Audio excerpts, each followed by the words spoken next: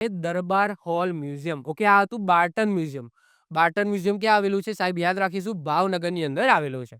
એના પછી નેક્સ્ટ આવે છે દરબાર હોલ મ્યુઝિયમ, જે ક્યાં આવેલું છે? જુનાગઢની અંદર આવેલું છે. ક્યાં? જુનાગઢની અંદર.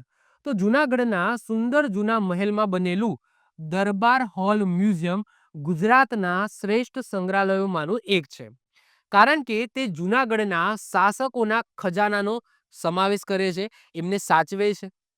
દરબાર હોલ જુનાગઢના ભૂતપૂર્વ નવાબો માટે એક દરબાર હતો અને બાદમાં જુનાગઢ મહારાજાઓની સંપત્તિને સાચવવા માટે એક સંગ્રહાલયની અંદર રૂપાંતરિત કરવામાં આવે.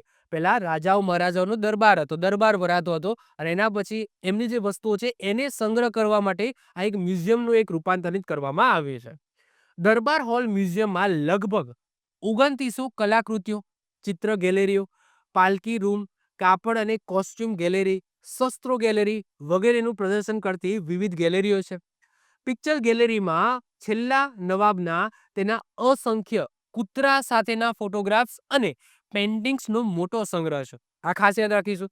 આ હાઇલાઇટ વસ્તુ છે, આ યાદ રાખી લો કે આની જે પિક્ચર ગેલેરી છે આની અંદર, એમાં છેલ્લા નવાબના એમના સાથેના કૂતરા સાથેના અસંખ્ય ફોટોગ્રાફ્સ અને પેઇન્ટિંગ્સ, એ મોટો સંગ્રહ આની અંદર કરવામાં આવેલો છે. એના પછી આગળ વાત કરીએ, જૂનાગઢના 22 વર્ષના નવાબોના દરબાર હોલમાં શાહી રાચર ચિલ્લું, પછી ચાંદીની રાજગાદી, ચાંદીની ખુરશી, ગાલીચા, ઝુમ્મરો, અરીસા, તૈલચિત્રો, ફોટોગ્રાફ્સ, પછી પાલખીઓ, શસ્ત્રો, બખ્તર, હથિયારો, ઘરેણા વગેરેનો સમાવેશ કરવામાં આવે છે. ટૂંકમાં જે પણ રાજાઓ થઈ ગયા તો એમની કિંમતી વસ્તુઓનો સંગ્રહ સ્થાન એટલે આ દરબાર હોલ મ્યુઝિયમ, જે ક્યાં આવેલું છે? જુનાગઢની અંદર આવેલું છે. પહેલી લાઈન યાદ રાખી લો, દરબાર હોલ મ્યુઝિયમ ક્યાં આવેલું છે? મગજમાં ઉતારી દો, જુનાગઢમાં આવેલું છે. આવી જ રીતના ઓછા સમયની અંદર મહત્વપૂર્ણ નોલેજ મેળવવા માટે અને મને સપોર્ટ કરવા માટે આજે જ આપણી યુટ્યુબ ચેનલ ટીચિંગ કિશન ક્લિપને સબસ્ક્રાઇબ કરો.